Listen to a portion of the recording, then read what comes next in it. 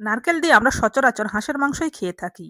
কিন্তু চিকেন কি কখনো খেয়েছেন? যদি না খেয়ে থাকেন তাহলে আজকের রেসিপিটি শুধুই আপনার জন্য। প্রথমেই কড়াইয়ে পরিমাণ মতো তেল গরম করে তাতে পেঁয়াজ কুচি দিয়ে নেড়েচেড়ে লাল লাল করে ভেজে নিতে হবে। পেঁয়াজ ভাজা হলে অ্যাড করছি দারুচিনি 3টা, কালো এলাচ 1টা, সাদা এলাচ 3টা, তেজপাতা 1টা আর গোটা জিরে। এবার সবগুলো মিশিয়ে ভালো করে নেড়েচেড়ে ভেজে নিতে হবে। সুন্দর একটি স্মেল আসছে।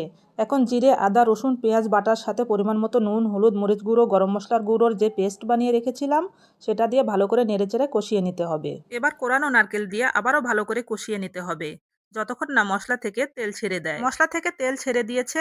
এখন মুরগির মাংস দিয়ে নেড়েচেড়ে মশলার সাথে মিশিয়ে ভালো করে কষিয়ে নিতে হবে। মাংস কষানো যত সুন্দর হবে খেতেও তত মজা হবে। মাংস থেকে তেল ছেড়ে দিয়েছে। এবার অ্যাড করব পরিমাণ মতো গরম পানি। ঢেকে রান্না করব আরো 10 মিনিট। এবার ঢাকনা তুলে উপর থেকে ভাজা জিরের গুঁড়া ছিটিয়ে চুলা থেকে নামিয়ে নেব। এটা দেখতে যতটা সুন্দর হয়েছে খেতে কিন্তু তার চেয়েও বেশি মজার ছিল।